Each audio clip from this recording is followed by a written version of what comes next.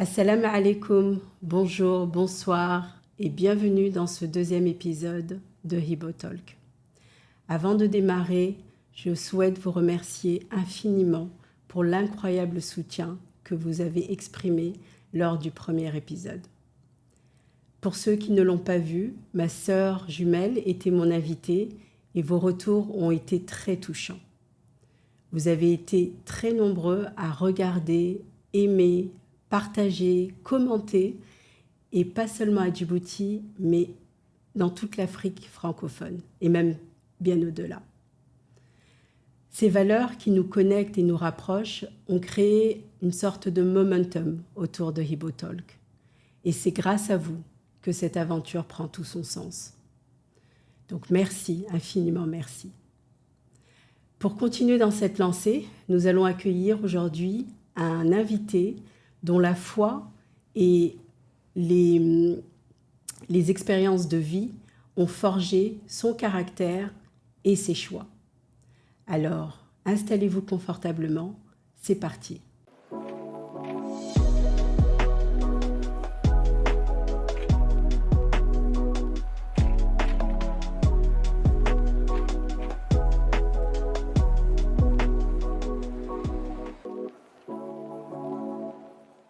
Bonsoir Amr. Salam alaikum Hibo. Comment tu vas? Ça va, alhamdoulilah, et toi? Pas trop de stress? Un tout petit peu, ça peut dire. Hein. Ne t'inquiète pas. Merci. Déjà, je ne mords pas. Je pense que tu as regardé le premier épisode et ça s'est très bien passé. Donc, je suis sûre que ça va bien se passer avec toi également. Donc, Amr, pour démarrer, on va un petit peu essayer de connaître qui est Amr. Donc, si tu peux te présenter à nos auditeurs et auditrices aujourd'hui. Je m'appelle Amr Saïd Mohamed. Amr Saïdo pour les intimes. D'accord. Et j'ai grandi à Tadjoura. Et oh, quelle ville, quelle belle ville. La ville blanche. La ville blanche, tout à fait. Et donc, aujourd'hui, je travaille dans le domaine maritime. J'ai fait ma carrière professionnelle a commencé en Malaisie, après Djibouti, puis j'ai voyagé en Arabie Saoudite, où j'ai passé 6 ans. Et depuis 2023, je suis à Dubaï. D'accord. Je suis père, d'accord, un heureux mari, alhamdoulilah. J'ai 3 merveilleux enfants. Alhamdoulilah. Yanis, que je considère comme mon fils, Adam et Amir. D'accord. Donc, je suis un frère aussi et un cousin. On est une grande famille, très, très proches les uns des autres. Donc, j'ai un grand frère, Allah yarhamou, Oussama, et j'ai 2 grands frères, Ayman, qui est à Djibouti, Nasser, qui est en France, et mes 2 petites sœurs adorées, jumelles, Safa et Marwa. Inch'Allah. Je salue par la même occasion. Très bien. Alors, pour comprendre un peu mieux ton parcours, on va revenir un peu à tes racines et à ton enfance. Quand tu penses à ton enfance, quelle est la première image ou émotion qui te vient à l'esprit? Tu me parles de mon enfance, tu me fais sourire, je pense à Tadjoura directement. D'accord. C'est là-bas que j'ai grandi. Et je me rappelle très bien, dès que je parle de l'enfance, je me rappelle de cette très belle ville de Tadjoura. Et je me rappelle de la proximité même qu'on avait de la mer. La mer qui est la mer Rouge, carrément. Donc, à quelques pas de la maison, tu as la mer Rouge. Et c'est là-bas que j'ai grandi. Et c'est les moments où j'ai eu les plus beaux souvenirs dans ma vie. Donc, Tadjoura, qui dit Tadjoura dit le port, qui dit Tadjoura dit sable blanc, dit toutes ces belles choses-là. Donc voilà. C'est vrai que j'ai beaucoup également de souvenirs à Tadjoura. Je me rappelle quand notre père, Allah yarhama, était revenu à Djibouti en 79, je pense. Chaque week-end, il nous emmenait dans chaque ville différente pour nous faire découvrir Djibouti. Et c'est vrai qu'à l'époque, j'étais tombée amoureuse de Tadjoura et je pense que je le suis encore. Donc, une des anecdotes que j'aimerais partager avec toi, bon, mes petites sœurs chéries, vous m'excuserez, hein, mais je me rappelle que mon père, chaque week-end, il m'envoyait de l'argent pour acheter les magazines. Tu connais les magazines des chanteurs, à de l'époque, boys band. oui. Je ne me rappelle plus comment ça s'appelait, mais oui, je me rappelle très bien. Il m'envoyait de l'argent. Et d'ailleurs, là-bas, il y avait les chansons, les lyriques des chansons. Maintenant, c'est facile, tu tapes dans Google et tu le retrouves. Mais à l'époque, pour comprendre ce que les chanteurs disaient, tu sais, on achetait ces magazines. Donc, mon père, il m'envoyait cet argent et désolé, mais bon, l'argent, je la prenais et j'invitais mes amis à manger. on allait prendre les glaces, la mangue avec la glace au paradis des fruits. Je ne sais pas si tu te D'accord. rappelles. Oui, oui, très bien.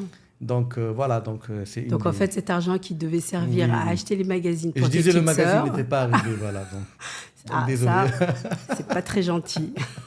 Bon, c'était il y a très longtemps. C'était il y a très longtemps. D'accord. Passons à tes débuts d'université.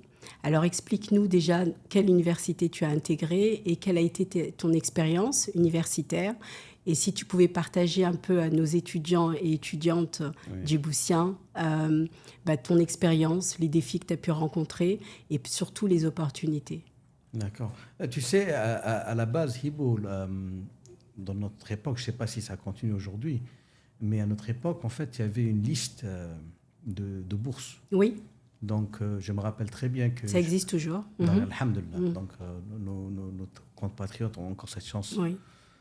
Les 2 premiers, je pense, ils partaient en France, et puis il y avait une liste qui partait au Maroc, et puis il y avait les 3 ou les 4 derniers de chaque section, ils partaient en Malaisie. D'accord. Donc moi, j'étais dans la liste qui était partie en Malaisie. C'était un bouleversement total. Parce qu'en fait, on quittait un système francophone pour intégrer une université qui est anglo-saxonne. Donc c'était un bouleversement parce qu'on avait peur déjà de partir. Donc je me rappelle très bien qu'au début, j'avais même un challenge avec mes parents pour dire je ne veux pas partir. D'accord. Je préfère rester à Djibouti parce que j'avais peur de l'échec. De l'inconnu. De l'échec, de l'inconnu, de tout ça. Oui. Mais heureusement, ma cousine aînée, que je considère comme ma sœur, Riam, était déjà là-bas. Et c'est elle qui m'a installé, c'est elle qui m'a motivé. Elle m'a dit, tu viens, tu t'installes, tu verras, tout se passera bien. Regarde-moi, moi, j'ai réussi. Et pour moi, elle, c'était une personne que je regardais comme étant une battante. Donc j'ai dit, écoute, si Riam te dit que ça va bien se passer, ben, je vais le faire. Et puis on est parti, on a été accueillis par une merveilleuse association des étudiants djiboutiens là-bas. Ils se sont très bien organisés. Et c'était eux qui nous ont pris, qui nous ont montré comment faire les choses et tout ça. Merci l'association.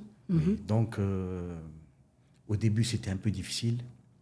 La peur de l'échec, en fait. C'est une des choses que toute personne qui grandit fait face. Et si je rate, et qu'est-ce que les gens diront sur moi? Ou qu'est-ce que mes parents penseront de moi? Donc, je me rappelle que tous ensemble, on redoublé d'efforts pour pouvoir intégrer plus vite à l'université. Parce que l'université requiert qu'on a un niveau d'anglais assez élevé pour pouvoir être accepté dans la partie universitaire. Donc, on révisait, étudiait, puis tout ça. Une fois rentré dans le cirque. Donc, j'ai décidé de travailler en même temps. D'accord. Et ça, c'est une des choses que beaucoup d'étudiants peuvent exploiter parce que ça te permet non seulement de générer un peu plus d'argent de poche, mais aussi ça te permet déjà de commencer à sentir et à goûter à la partie professionnelle. À la vie professionnelle. Je faisais tout. Prendre des photos, site, Internet, traduction. Mais est-ce que c'était facile de travailler? Je veux dire, est-ce que on a les autorisations facilement? En tant qu'étudiant, si tu travailles dans l'université... Ah, c'est dans le campus. Voilà, dans le campus. Très bien. Mais en fin d'année, en général, les facultés demandent que les étudiants partent pour faire un stage. D'accord. Donc, lorsqu'ils font le stage, à ce moment-là, si tu t'investis vraiment, et l'avantage qu'on a, c'est quoi, Hibo? C'est le fait qu'on puisse parler plusieurs langues aussi. Oui. Ça, c'est un avantage que j'ai vraiment senti, déjà goûté en Malaisie. Lorsque j'ai vu que la société avec qui j'avais fait mon internship, mon stage... Ton stage d'apprentissage. Il voulait presque plus. Moi, je lui disais, c'est quoi? Et il me l'a dit. Il m'a dit, en fait, tu parles français, tu parles anglais, tu parles arabe, tu parles somali. C'est un atout. Donc il m'a dit, mais on a besoin de quelqu'un comme ça, surtout que c'était une société qui était dans le real estate. D'accord. Donc là, j'ai dit, OK, j'ai un avantage par rapport à d'autres. Beaucoup parlent qu'anglais seulement, ou parlent leur langue latine. Nous, en tant que Djiboutiens, grâce à Dieu, on parle plusieurs langues. Il faut prendre avantage par rapport à ça. D'accord.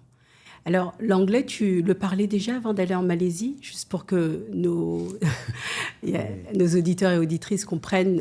Est-ce que c'était une langue déjà que tu maîtrisais? Est-ce que... Non. Pas du tout. Non, donc, en fait, tu es allé en Malaisie, tu ne parlais pas l'anglais. Je parlais l'anglais des chansons. Quand on chantait, on ne sait pas ce qu'on dit. D'accord.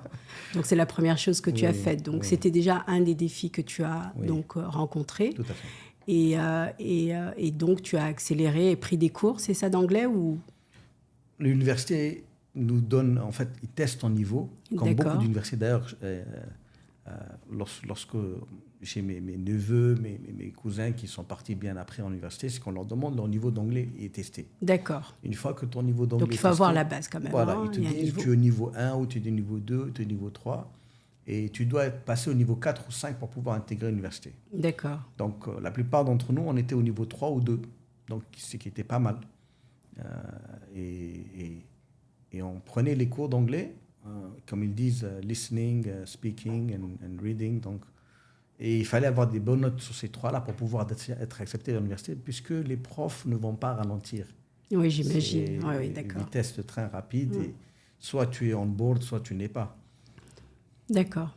Alors, donc, juste pour un petit peu résumer pour nos auditeurs et auditrices les défis et les opportunités. Donc, les défis, c'est évidemment l'adaptation. Exactement. Quitter son foyer, quitter sa famille, son pays. Oui. Son pays, c'est très compliqué. Mais évidemment, encore une fois, l'opportunité là-bas, c'est que l'association Djiboutienne t'a pris en charge, Oui. t'a beaucoup entouré. Oui. Tu avais également ta cousine qui était là-bas. Exactement. Donc l'entourage, encore une fois, est très important. Très important. Je crois qu'on l'a dit également lors de notre premier épisode. Quand on passe par des moments difficiles ou qu'on fait face à des situations compliquées, l'entourage reste vraiment crucial. Donc, et les langues, donc inciter les jeunes à parler les langues. Bien sûr. Oui. Déjà, c'est vrai qu'on a un atout, c'est qu'on parle français Exactement. et arabe à Djibouti. Alhamdulillah. Alhamdulillah. Donc, très bien. Et aussi, tu as parlé de, en tant qu'étudiant, tu as travaillé. Oui. Et donc, ça t'a permis un petit peu de découvrir le monde professionnel. Oui. C'est ça? Oui. D'accord. Donc, c'est ce que tu conseilles Et également. il ne faut pas hésiter. Il ne faut pas hésiter. Tu sais, avant d'être accepté pour travailler ces petits jobs, comme on le dit, j'ai déposé. En fait, notre CV, il est vide. Oui. Mais je partais, même il y avait des magasins, des cafétérias, des endroits où on faisait des photocopies, une boutique qui vendait des souvenirs. Et j'ai posé partout et les gens me disaient qu'est-ce qu'il veut lui. En fait, qu'est-ce que je veux? Je veux travailler, j'ai du temps libre. J'ai du temps libre. Qu'est-ce que je fais de mon temps libre? Je veux faire du foot, c'est vrai, je veux réviser, c'est vrai. Mais le petit extra d'1 heure ou 2 heures, qu'est-ce que j'en fais? D'accord. Donc, j'avais choisi de travailler. Très bien. Alors, passer de l'école, de l'université à la vie professionnelle est souvent un défi. Oui.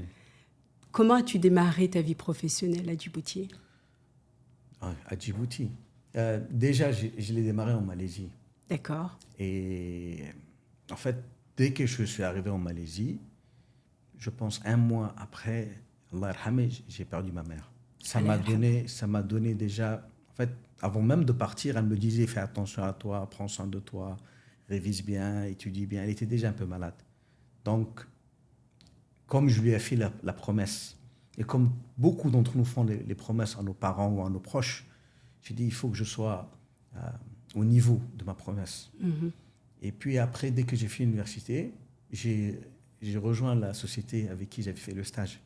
Raison pour laquelle, lorsque vous faites les stages, je dis à ceux qui nous écoutent, oui. Il faut aller à fond. D'accord. Il faut le faire régulièrement. Si vos responsabilités sont limitées, il faut demander plus de responsabilités et il faut être patient en même temps. Et apprendre. Écouter et apprendre. Parce que lorsque la société avec qui tu fais le stage t'apprécie, ils vont aller au-delà pour essayer de te prendre directement après que tu finis le stage. T'embaucher. Voilà, oui. exactement. D'accord. Donc, une fois que j'ai commencé à travailler dans cette société, quelques mois sont passés et j'ai eu un appel de mon père, Allah yarhamou, qui est décédé bien après, et qui m'avait dit, mon fils, je sais que tu as décidé de travailler à l'étranger, je le respecte, mais j'aimerais bien te voir avant de quitter ce monde. Et là, ça m'avait bouleversé. J'ai perdu ma mère, j'étais à l'étranger, je ne veux pas aussi que quelque chose se passe. Dieu seulement sait ce qui va se passer. Oui, bien sûr. Mais ça m'a donné un titre, je dis peut-être qu'il est temps maintenant de rentrer. Donc j'ai plié les bagages, je suis rentré à Djibouti. J'ai pris 1 mois sabbatique pour me reposer, pour me ressourcer, mais en même temps pour chercher du travail, parce que lorsqu'on revient de l'université, en général, on s'attend de, voilà, je rentre à l'université, je vais avoir un boulot. Un diplôme. Parfois, c'est difficile. Oui. Parfois, c'est très difficile, je comprends très bien. Oui. Mais persévérance, ne pas lâcher. Donc pendant Et un an, tu t'es reposé, mais en même temps, tu cherchais du un mois, travail. 2 mois. D'accord. Voilà, je me suis reposé, mais en me reposant, j'étais pas vraiment au repos parce que activement, je cherchais. Je retrouvais les gens avec qui j'ai été en Malaisie. Je leur demandais est-ce qu'il y a des opportunités chez vous. Je déposais ici, partout. Et puis à un moment, j'ai été pris par une société de construction à Djibouti D'accord. qui avait vu encore une fois, hein, on revient sur le langage, hein, que je parlais l'anglais, que je parlais français, que je parlais arabe, que je parlais somali. Donc ils ont dit, bon, c'est quelqu'un qui... Et tu parles afar ou pas? Je comprends un peu, hein. Mais Je l'ai tu as perdu. grandi à Oui, Tadjoura. je suis vraiment... C'est une des choses que je regrette le plus, à vrai dire. J'ai l'impression que lorsque j'ai bougé de Tadjoura et que je suis venu à Tu as tout Djibouti, perdu.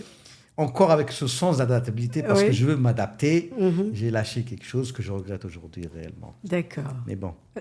Donc, une des choses qu'il disait, c'est, voilà, donc tu parles plusieurs langues, tu maîtrises les langues, on veut quelqu'un qui vient nous aider dans notre société. Et c'est là que l'expérience à l'étranger m'a aidé. Parce que dès que je commençais à intégrer la société, je voyais des choses que peut-être d'autres ne voyaient pas. Donc, j'essaie d'appliquer ce que j'ai appris à l'étranger, peut-être qu'il n'était pas prêt à Djibouti, mais ça me donnait un avantage par rapport à beaucoup de personnes dans la société. J'y suis resté 1 année et demie. D'accord. Et puis, je rejoins un groupe local. D'accord. Et j'ai intégré la société avec laquelle je travaille aujourd'hui. Et Très puis, donc, j'ai fait beaucoup de voyages dans le monde Mhm. pour faire part de mon expertise. Mais j'ai atterri à Jeddah en 2017. Alors avant de parler de Jeddah, je voudrais juste revenir sur le fait que tu aies perdu ta mère 3 semaines, c'est ça, après que tu sois arrivé en Malaisie.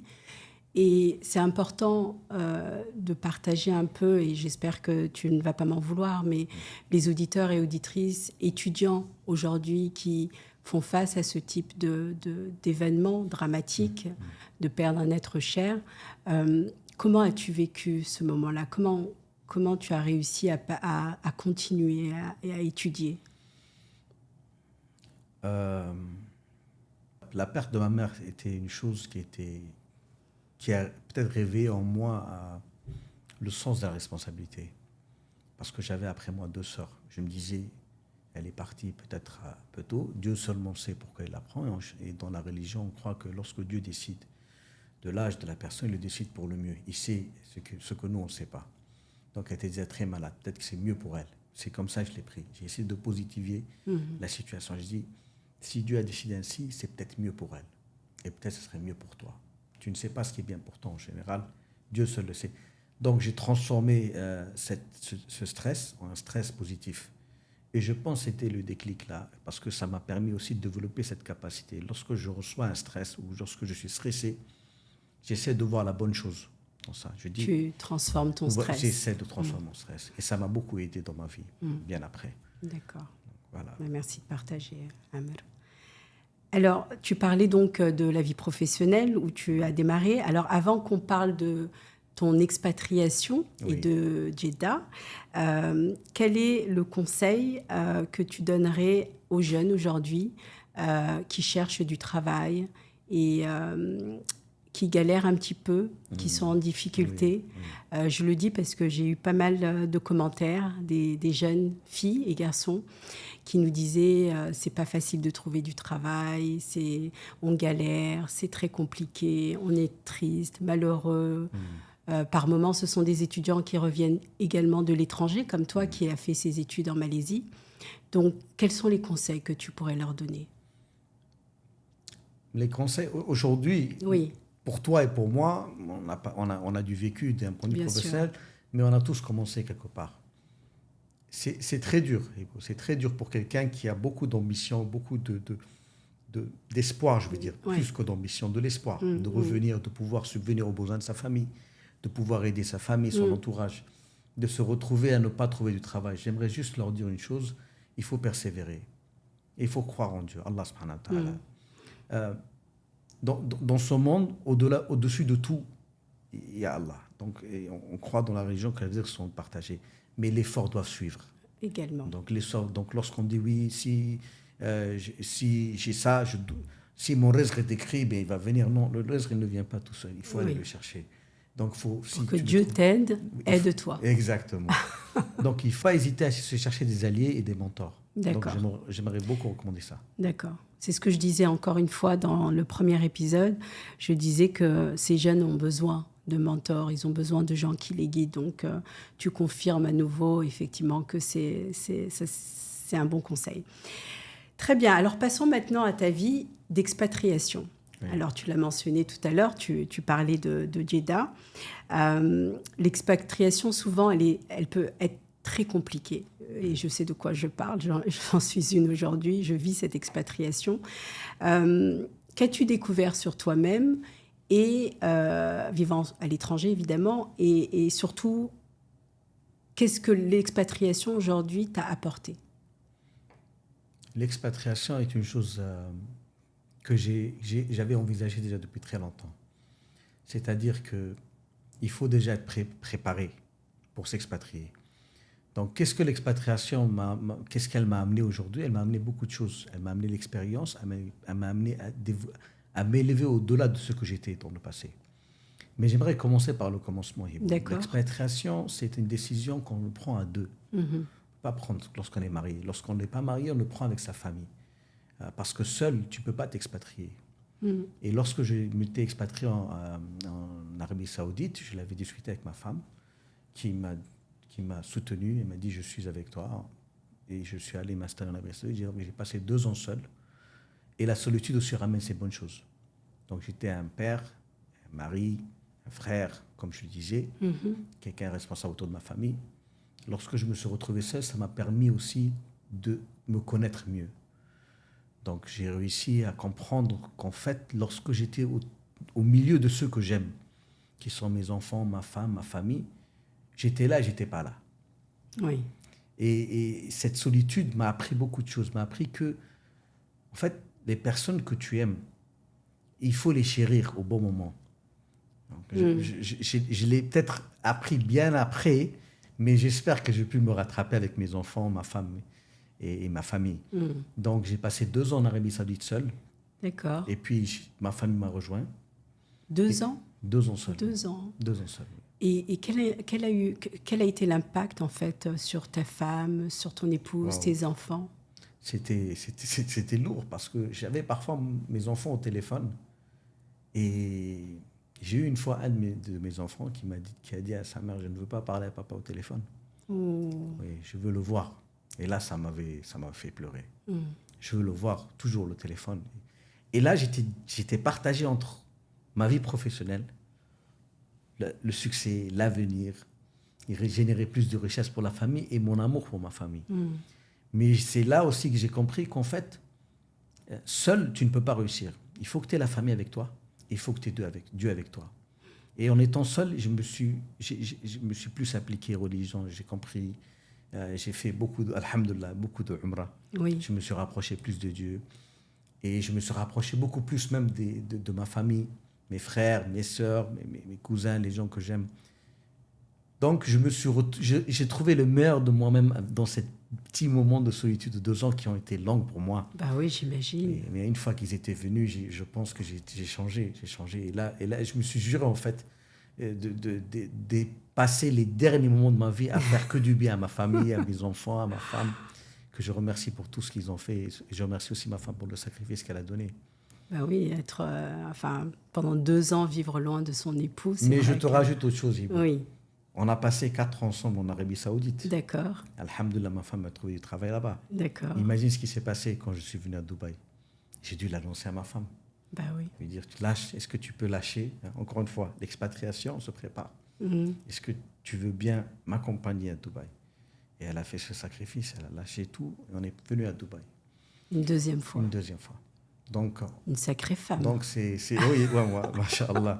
Donc, c'est s'expatrier doublement. Donc, on s'est expatrié de Djibouti en Arabie Saoudite, où on a senti que c'est devenu quelque part notre chez nous.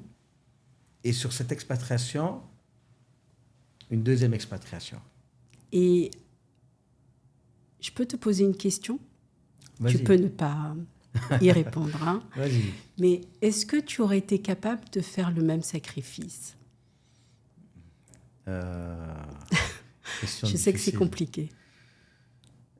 La question, en fait, la situation ne s'est pas encore posée, mais pour être honnête avec toi, je ne pense pas que j'aurais eu la même force qu'elle. Hmm. Donc, kudos à ma femme, machallah. D'accord, bah, c'est honnête en tout cas, c'est très honnête. Alors en étant ici à Djibouti, à Dubaï, pardon, pas à Djibouti, mon cœur est toujours à Djibouti, donc tu t'es lancé dans l'entrepreneuriat tout en ayant un travail ici évidemment, hein, mais tu as lancé un projet d'application, une application à Djibouti. Alors est-ce que tu peux nous en dire un peu plus pour que nos auditeurs et auditrices déjà comprennent l'application, quelle est l'application et quel est l'objectif de cette application, mais également pourquoi avoir voulu te lancer dans un projet comme celui-ci? Je suis un grand. Je crois beaucoup, en fait, à l'optimisation du temps, encore une fois. D'accord. Question de temps. Comme je te disais, on étudiait, on travaillait, tout ça. En Donc, fait, tu t'arrêtes jamais, c'est ça que tu veux dire. mais il faut pas s'arrêter. Tant qu'on peut, Hibo, il faut pas s'arrêter. Ouais. Donc, j'ai lancé une application avec un ami à moi à Djibouti qui s'appelle Jawad App. Ok, Donc, cette application est une application qui permet aux personnes de commander de l'eau à travers mon application et que je livre aujourd'hui aux mosquées et plus tard dans les hôpitaux, dans les centres communautaires, dans les écoles, d'accord, dans des lieux où peut-être l'eau n'est pas d'eau fraîche parce qu'on dépose des fontaines qui rafraîchissent l'eau.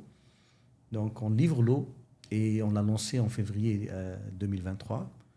Et d'ailleurs, en Ramadan, on a aussi vendu des plateaux repas. Donc, ce qui est intéressant avec cette application, c'est qu'elle vous permet de garder l'anonymat en même temps. d'accord. Donc, nous, on vend de l'eau, on est des purs commerçants, mais on te permet, toi, de garder l'anonymat. Au moment où je livre l'eau, où notre équipe livre l'eau, on envoie des photos qui te confirment le lieu, l'endroit, mais on ne divulgue jamais qui a livré l'eau. Donc, c'est une application qui m'est venue en tête. Ma femme m'a aidé à J'allais trouver te l'idée, poser la hein. question, là. Qu'est-ce qui t'a poussé, en fait, et inspiré à créer cette application? En revenant du Hajj, alhamdoulilah, que j'ai accompli Alhamdulillah. en 2022, j'étais ému par le Hajj. Mhm. Et donc, ma femme m'a montré une application qui faisait ce qu'on a fait après. Qui proposait Ce genre de service. de service. Parce Ok. que je voulais Oui. faire. Donc, j'ai vu l'application et j'ai aimé. J'ai tilté, je dis, mais je peux faire la même chose. Donc, depuis 2022, j'ai commencé à travailler avec mon ami. On a développé l'application, on l'a peaufiné, on l'a amélioré. Au début, c'était du livraison par cash. On a introduit maintenant le mode de paiement de transfert avec les banques locaux. D'accord, Les banques locales, je veux dire. Pardon. d'accord.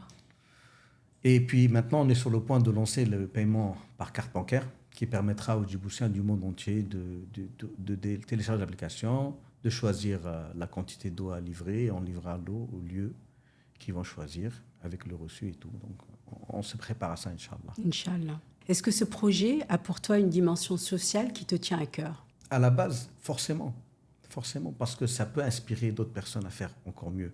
Je sais qu'il y a beaucoup de personnes qui sont lancées dans les développements d'entreprises basées sur les applications. Donc, en faisant ce geste, je dis, on est là, on peut faire beaucoup de choses à Djibouti et on permet que l'eau soit accessible à beaucoup plus de personnes Surtout. à travers Tout à ces fait. personnes qui achètent l'eau que l'on livre. Oui. Donc, nous, ce qu'on fait, c'est on livre l'eau, mais c'est toi, Hibo, qui a acheté l'eau. Donc, tu permettras à cette eau d'être accessible à plusieurs lieux en même temps. Donc, Mais ça a quelle est plusieurs la dimensions. différence, Ahmed, excuse-moi, mais quelle est la différence avec d'autres applications qui existent aujourd'hui à Djibouti? Je ne me rappelle plus des noms, mais qui livrent également. Ils livrent voilà, des commandes de restaurants. Je pense que maintenant les supermarchés également. Donc c'est quoi la différence? La différence, c'est que nous, on cible que de l'eau D'accord. pour le moment. On cible C'est de juste l'eau on et dé- les repas et les pendant repas le pendant Ramadan. Donc c'est pour ça que je mentionnais la question sociale en fait. Non, Je oui, pense oui, que je vois. En fait, la niche est là, Hibo. c'est ça. C'est une niche qu'on a trouvée. Après tout, elle est accessible et on s'est lancé dedans. Donc, c'est pour dire aussi en même temps, pourquoi Social Hibo, c'est pour dire aux personnes aussi qui travaillent et qui ont un travail et qui génèrent de la richesse pour leur famille, ça, qui peuvent faire aussi d'autres choses en parallèle. Très bien. Voilà. Et comment tu arrives à concilier ton temps entre ton travail, cette application, la vie de famille, la vie à Dubaï? Donc, la charge est partagée. Mais comme je t'avais dit, j'ai lancé l'application avec mon ami, donc on a moins de charges. Raison pour laquelle aussi, il faut bien s'entourer de bonnes personnes. avec qui on peut lancer d'autres entrepreneuriats et tout ça. D'accord. Alors maintenant, on va parler un peu de ta femme parce que tu en parles beaucoup quand même. Hein. Et elle a l'air d'être derrière beaucoup de décisions dans la famille, beaucoup de projets également. Donc, peux-tu partager une anecdote ou un moment où sa présence a été pour toi, où tout a changé en fait? Un moment, non, déjà, après, on a eu à tout changer pour moi, je veux dire. Hein. C'est une belle réponse. Si je choisissais un seul moment, c'est le moment où on a décidé de partir de l'Arabie Saoudite à Dubaï. D'accord. Ça a tout changé, en fait. Ça a tout changé parce qu'elle a dû laisser un travail qui lui tenait à cœur, un travail gratifiant. Donc, elle a laissé ça. Elle s'est sacrifiée, en fait, pour la famille. Donc, ça a tout changé, puisqu'aujourd'hui, on est ici, alhamdoulilah. On a pu lancer beaucoup de choses ici, alhamdoulilah. Et une qualité? Une qualité, mais écoute, elle en a plusieurs, mais c'est quelqu'un sur qui je peux compter. C'est une guerrière. Oui. Donc, c'est mon rock. Donc, sympa. Beaucoup de qualités, mais alhamdoulilah. Les moments qu'on passe ensemble, l'amitié, être complice, faire des plans ensemble, rigoler. Mais je rigole comme je rigole jamais avec elle, tu sais. Encore jusqu'à aujourd'hui. Tu as de la chance. C'est ma meilleure amie. Je lui fais des confidences.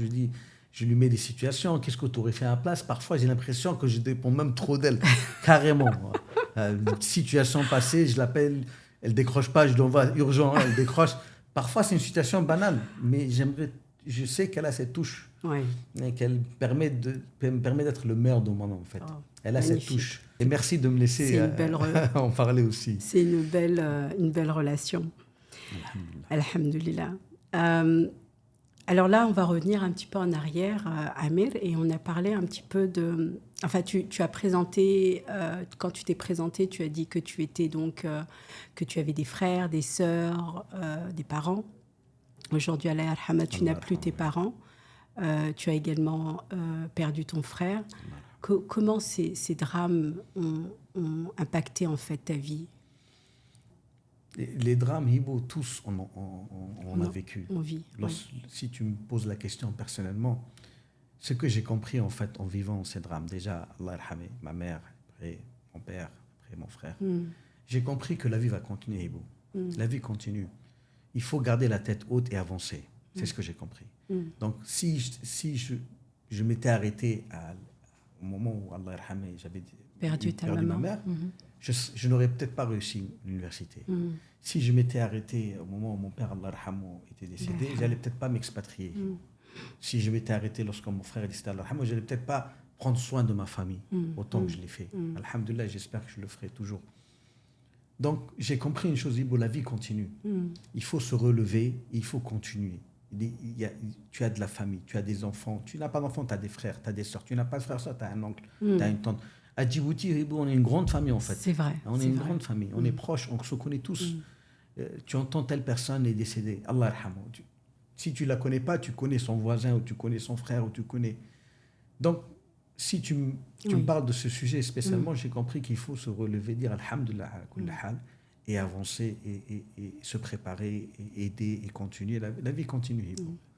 Et encore une fois, l'entourage. Exactement. Il faut être entouré, il faut trouver le support nécessaire de pouvoir se relever, parce que c'est vrai qu'il y a des gens qui vivent actuellement ces moments difficiles, et s'ils n'ont pas les bonnes personnes, c'est un peu compliqué pour eux. Et puis à la foi, comme tu disais. Exactement. J'aimerais rajouter une chose, Hibo. Il faut aussi faire son deuil, Hibo.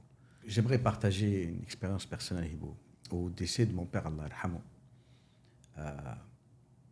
comme c'était le pilier de la famille, j'ai très vite senti qu'il fallait que je prenne les choses en main.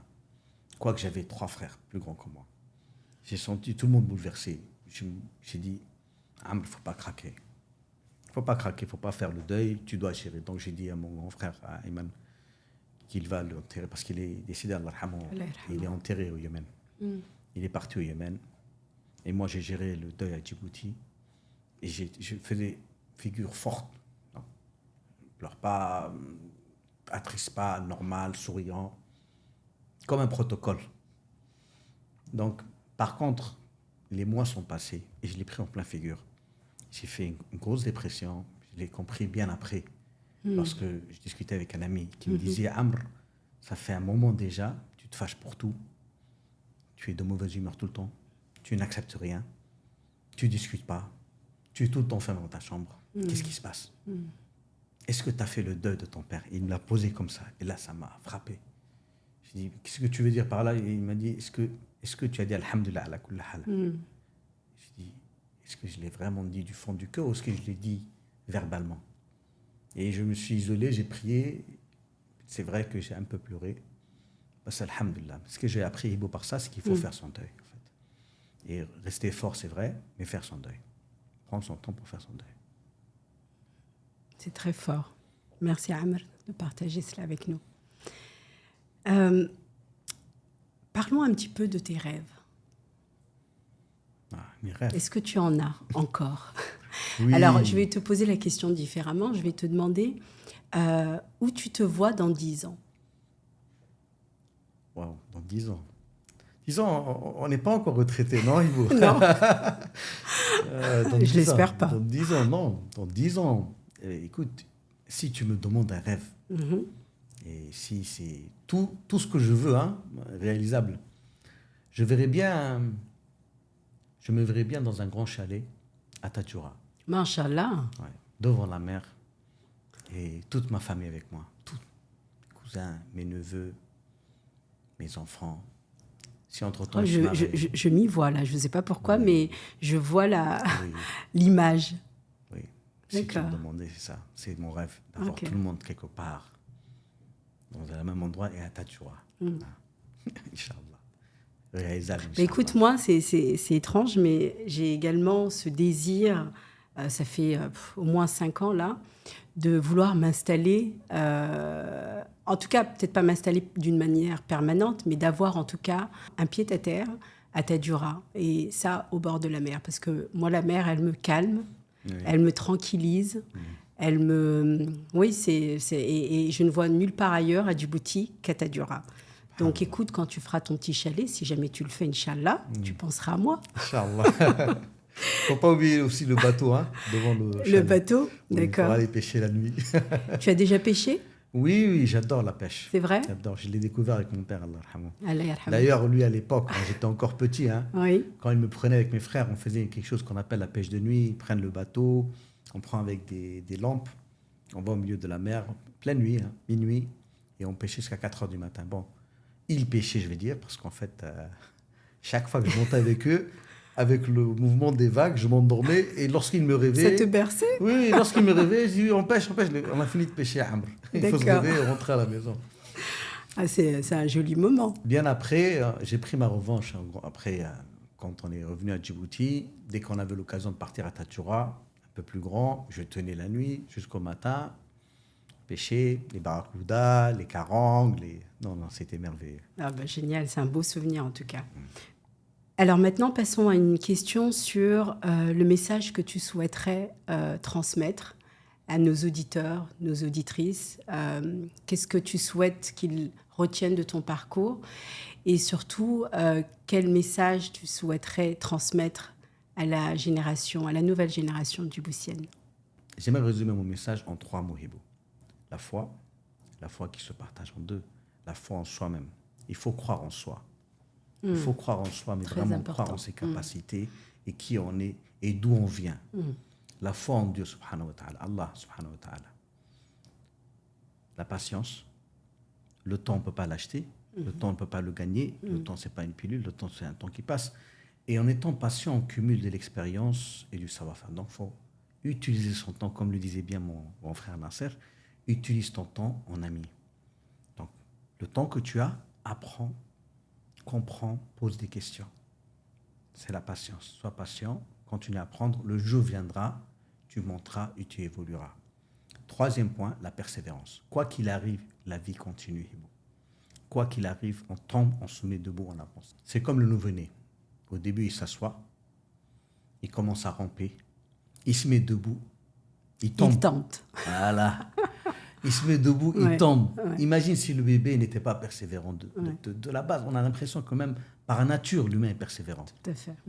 Donc, il faut utiliser ces points et persévérer dans la vie, persévérer dans tous les jours, persévérer quand les choses ne vont pas forcément bien, et accompagner ces trois ensemble. Avoir foi en soi, foi en Dieu, être patient, être persévérant, c'est une chose qui pourrait être une formule du succès, Inch'Allah, pour tout le monde. Inch'Allah. Inch'Allah. Ben, merci pour ce message. Je pense que la persévérance et ne lâcher rien était également un message très fort qui a été mentionné dans le premier épisode. On arrive à la fin. Comment tu te sens? Mais écoute, merci de m'avoir invité. C'était vraiment un Quand on joli a démarré, moment. tu disais que tu étais stressé. Non, Alors, du au tout, là. fil du temps, est-ce que tu t'es un peu relaxé? Est-ce Bien que... sûr. Oui? Alhamdulillah. D'accord. Ça s'est bien passé. Ça s'est bien Alhamdulillah. passé. En tout cas, moi, je trouve que je t'ai trouvé très bien. Ah, mais merci. tu étais à l'aise, de temps en temps, évidemment, mais c'est comme moi. Hein. Mon premier épisode, j'étais très stressée. Un petit peu moins dans ce deuxième épisode. Pas que je le maîtrise, mais je pense que je commence à prendre un peu plus d'assurance et c'est important. Mais en tout cas, que je t'ai trouvé vraiment très à l'aise. Et puis Merci. surtout, merci d'avoir partagé tout cela avec nous. Merci à toi, Ibo. Alors, avant de nous quitter, je vais te demander de choisir une chanson qui raconte ton histoire, en fait. Ou une chanson qui te définit. Et si c'est le cas, quelle serait cette chanson? Coldplay, j'aurais dit, la chanson, c'est Talk. D'accord. Talk de Coldplay que je dédie à mon grand frère Nasser. Ah, Mon grand frère Nasser. d'accord. Donc, une dédicace Dédicace à Nasser. à Nasser, C'est d'accord. une chanson qui me parle beaucoup parce que Nasser est aussi mon frère et mon meilleur ami. Et on a passé des bons moments dans notre vie. Aujourd'hui, il est en France. Donc, c'est une chanson qui, lorsqu'il écoutera, il comprendra. Il comprendra. Oui. Et tu veux peut-être nous l'expliquer un peu plus ou non? Non, je peux bien sûr l'expliquer. C'est une chanson qui parle en fait à quelqu'un qu'on aimerait qu'il parle plus avec nous. D'accord. Donc en fait, lorsqu'on parle, la chanson par son titre, Talk, c'est en parlant, on peut casser des montagnes. D'accord. Mais il faut parler, il faut discuter, il faut s'ouvrir, communiquer, voilà. Se livrer, Exactement. se confier. C'est ce que j'ai fait avec toi. Hein. Et je te remercie. On arrive à la fin, comme je le disais. Tu veux rajouter une dernière chose? Merci de m'avoir reçu, Ibo. Je t'en prie. C'était au début, comme je t'ai dit au début de cette émission. J'étais un peu stressé. Je dis, qu'est-ce qu'elle va me poser comme question? Qu'est-ce que je vais faire? Tu vois? Oui. Et je me suis référé encore une fois à ma femme, hein, comme je t'ai dit. Comment je vais gérer? Mais bon, tu m'as tellement les auditeurs et les auditrices ne la voient pas, mais c'est vrai qu'elle n'est pas très loin de nous. Mais après, tu sais, en venant, tu m'as mis à l'aise. Et j'aimerais dire aux auditeurs, auditrices, si vous avez l'occasion de venir ici, venez. C'est un moment de détente. C'est un moment d'ouverture. Hein. Et merci beaucoup, Ibo. Franchement, ce que tu fais, c'est quelque chose de formidable. Et je pense que ça, en même temps, ça donne des idées à la jeunesse et tout le monde. Ça inspire. Qui peuvent commencer à faire des choses extraordinaires. Ce qu'on voyait à la télé ou dans le YouTube, aujourd'hui, il y a une de nos compatriotes, Ibo, qui l'a lancé. Donc, bravo à toi. Écoute, merci. Voilà, merci beaucoup pour ces mots. C'est très gentil, ça me touche. Et voilà, c'est ainsi que se termine le deuxième épisode de Hibo Talk podcast. Merci à notre invité Amer d'avoir partagé des moments si précieux de sa vie. À vous, chers auditeurs, auditrices, merci pour votre fidélité et votre soutien. J'espère que vous serez encore là et que vous serez au rendez-vous pour ce deuxième épisode et pour ceux qui suivront. N'oubliez pas, nos histoires, nos valeurs, nos rêves ont le pouvoir de nous connecter, nous rapprocher, nous rassembler et nous élever. Alors je vous dis à très bientôt dans un nouvel épisode de Hibo Talk podcast. Prenez soin de vous et à très vite.